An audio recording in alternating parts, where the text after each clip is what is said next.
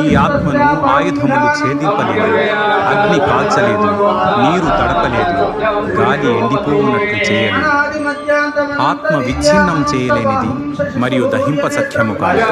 దానిని తడుపుటకును మరియు ఎండించుటకును సాధ్యం కాదు. అది నిత్యము అంతటా ఉండేది, మార్పు లేనిది, పరివర్తన లేనిది మరియు సనాతనమైనది. ఆత్మ అనేది అవ్యక్తమైనది, ఊహాతీతమైనది మరియు మార్పు లేనిది. ఇది తెలుసుకొని నీవు శరీరము కోసము శోకించవలదు. కానీ ఒకవేళ నీవు ఆత్మ పదే పదే జనన మరణములకు లోనవుతుంది అని అనుకున్నా సరే, ఓ మహాబాహువులు కలవాడా, ఇలా శోకించుట తగదు. పుట్టిన వానికి మరణము తప్పదు, మరియు మరణించిన వానికి మరల పుట్టుక తప్పదు. కాబట్టి ఈ అనివార్యమైన దానికోసం నీవు శోకించవద్దు. ఓ భరతవంశీయుడా,